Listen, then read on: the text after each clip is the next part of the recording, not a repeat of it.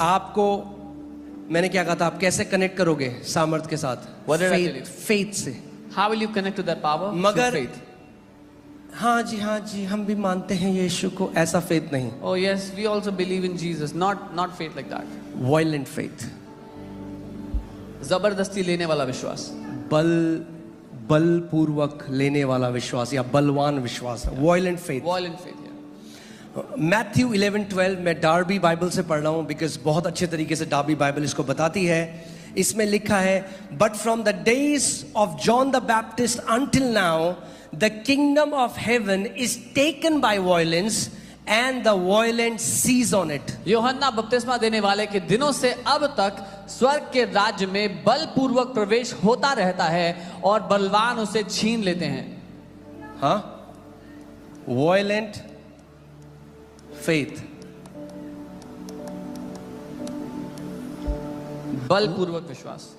कई लोग क्या कहते, कई क्रिश्चियंस ये नहीं समझते. वो सोचते हैं हमारा काम है, हमने गिड़गिड़ा दिया परमेश्वर के सामने, अब वो कह रहे हैं, हाँ गाना भी है, झोली मेरी भर दे. झोली नहीं भरती आपकी. Many Christians don't understand. They think they have cried before God. Now they are waiting for God to put something in their lap. भिखारी बोलते हैं मेरी झोली में डाल. आपके बेटे आके बोलते हैं मम्मी झोली में डाल दे मेरे खाना. No, it's नहीं, the beggars. बेटे और बेटी ऐसे नहीं करते. It's the beggars who say put it in my lap. The sons and daughters don't do that. झोली नहीं भरता परमेश्वर आपकी. God does not fill you. वो आपको बताता है आप कौन हो. He tells you who you और are. वो कहता है विश्वास से ले ले जो तेरा है. And he tells you take it by faith whatever is yours. From the day of John the Baptist. क्यों? क्योंकि जॉन द बैप्टिस्ट पुराने नियम का आखिरी प्रॉफिट था. यूहन्ना बपतिस्मा देने वाले के दिनों से. क्यों? Because he was the last prophet of the old covenant. Old covenant में आप कुछ अपनी मर्जी से नहीं ले सकते थे परमेश्वर से. You could not have taken anything in the old covenant on your own. क्योंकि परमेश्वर ही चुनता था एक नबी को, परमेश्वर चुनता था एक राजा को. Because God would pick a king, God would choose a prophet. मगर लास्ट जो प्रॉफिट था John the Baptist. But the last prophet, John the Baptist. John the Baptist के बाद एक नई वाचा परमेश्वर ने शुरू करी. After John the Baptist, God began a new covenant. और इस नई वाचा में, And in this new covenant, वो कह रहा है जितने मेरे बेटे यीशु मसीह पर विश्वास करेंगे मैंने उन्हें परमेश्वर के बेटे और बेटी होने का अधिकार दिया है. all the sons and daughters of God that will believe in me, I have given them the right to be called the children of God.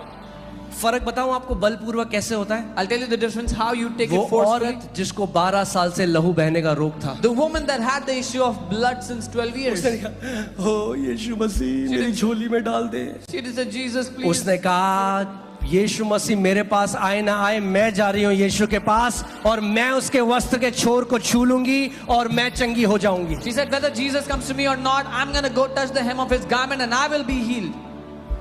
Amen. तो या तो आज आप तरस के साथ यहाँ बैठ सकते हो. Either you can sit here looking for mercy. मैं यहाँ आया, कोई मेरे पास नहीं आया प्रार्थना करने. Oh, I came here, nobody came to pray for me. No. नहीं. नहीं. परमेश्वर का सामर्थ्य यहाँ पर है. The power of God is here. आप डायरेक्टली उस सामर्थ से अपनी चंगाई ले सकते हो अभी. You can take your healing from that power directly. Amen. उसने यीशु के वस्त्र के छोर को छुआ. She touched the hem of Jesus' garment. यीशु मसीह कौन है? Who is Jesus? परमेश्वर की सामर्थ का श्रोता. A source of the power of God. Amen. क्या आप लोग समझ रहे हैं? आप लगा लिए स्वर्ग का ट्रांसफॉर्मर है यीशु मसीह, जिससे सारी परमेश्वर की सामर्थ आती है. So you can imagine Jesus is the transformer of the heaven, so all the power comes from. और उसने जब उससे छुआ, जब कनेक्शन हुआ, तो जो सामर्थ यीशु के अंदर थी, यीशु ने कहा मेरे अंदर से सामर्थ निकल कर गई और उसने उस औरत को पूरी रीति से चंगा कर दिया. When she touched him, Jesus said, "Power has left me," and that power healed her completely. Amen.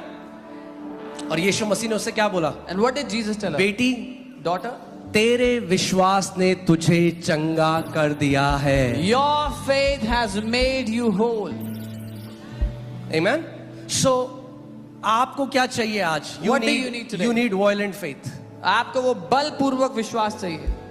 Violent faith क्या कहता है? अगर आप आज यहाँ पर हो, If you तो are violent here, faith कहता है प्रभु आज मैं यहाँ से कुछ भी हो जाए, मैं बिना अपनी चंगाई लिए हुए मैं इस जगह से नहीं जा रहा. violent faith says, Lord, I'm not going back without my healing today. प्रभु मैं किसी इंसान को छू न छू मगर तुझे तो जरूर छू के जाऊंगा मैं यहाँ से। Lord, whether I touch any person or not, I'm gonna touch you today before I Prabhu go कोई back. इंसान मुझे छुए ना छुए यीशु मगर आप आज मुझे छूने वाले हो और मेरी बीमारी जड़ से नाश होने वाली है। Whether I touch anyone or not, but you are gonna touch me and my sickness will die from its roots. Amen. Hallelujah.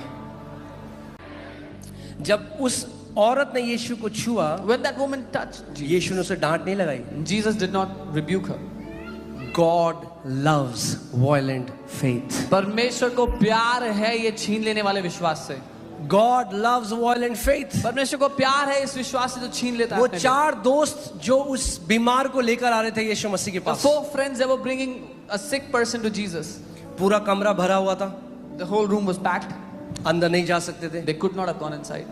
अगर वो हाँ एक नॉर्मल क्रिश्चियन की तरह होते तो वो दोस्त को बोलते देख भाई हम तो लाए थे तेरे को, अब क्या करें, इतनी भीड़ है अंदर नहीं जाने दे रहे। If they were like normal Christians, they would have said, "Brother, we brought you here, but there's so much crowd, we can't take you inside." क्या आप हम लोग कई बार कहानी पढ़ देते हैं, हम उसके अंदर सोचते नहीं है। We read a story, सोचो। sometimes we don't think. हाँ कभी आपने उठाया है किसी बीमार को? अगर आपको 4 लोग उठाते हैं Have you ever lifted up a sick person? 4 people lift him up. और आप सोचिए वो उसको लेके पहले छत में गए, They first carried him to the roof. सोचो छत फाड़ दी दूसरे आदमी की। They broke the roof of another man's house. Violent faith ऐसा होता है। छीनने वाला विश्वास. That's how a violent faith is. उनको एक चीज पता थी, They knew one thing. आज तू ऐसे नहीं जाने वाला यहाँ से, You are not going back like this आज today. तुझे जैसे लाए हैं वैसे नहीं लेके जाएंगे। The way you have been brought today, that's not how we're going to take you back. छत फाड़ दी, They फिर tore उसको the छत roof. से नीचे भेज रहे हैं। Then they put him down from the roof. नीचे डालने के लिए उसको रस्सी से भी बांधा हुआ They स्ट्रेचर would में। have tied the stretcher with a rope. कई बारी लोग क्या करते हैं, वो बेचारेपन में बैठ रहते हैं, What people do many times is they sit. हाय हमारे पास तो कोई नहीं आया। Yeah, they sit wondering in pity. Oh, nobody नहीं। came to us. Violent faith and victimhood does not go together. ये छीन लेने वाला विश्वास और बेचारापन साथ नहीं बैठ सकते. छीन लेने वाला मतलब ले लेने वाला।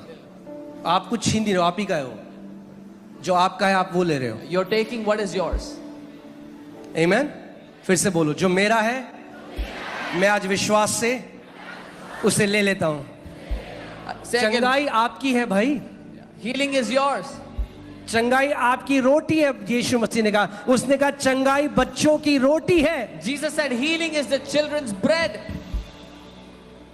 Amen? Hallelujah.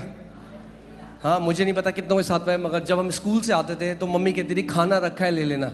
I don't know how many have gone through this, but when we used to come back from school, mom would किसके लिए बनाया था take खाना? the food. Who was the food for? रखा है, It's kept. किचन में जा और ले ले। अब मैं बैठा, Go to the kitchen and take. हाय मुझे तो किसी ने रोटी नहीं दी। Oh, nobody gave me food to अरे eat. तुम्हारे लिए ही तो रखी थी, The food was kept for you. जाओ और ले लो जो तुम्हारे लिए रखी है। Go and take what is kept for you. वो कह रहा है मैंने चंगाई, छुटकारा, समृद्धि, आशीषें, दीर्घायु तुम्हारे लिए रखी है, विश्वास से ले लो जो तुम्हारा है। He's saying, I have kept healing, deliverance, long life for you. Take what is yours. आमीन। फिर से बोलो, जो मेरा है मैं विश्वास से ले लेता हूं। Say again, I take by faith what is mine. बोलो, मैं बेचारों की तरह नहीं बोलूंगा, मैं एक विश्वासी की तरह बोलूंगा, मैं एक बेटे की तरह बोलूंगा, मैं एक बेटी की तरह बोलूंगा। हालेलुया, आमीन।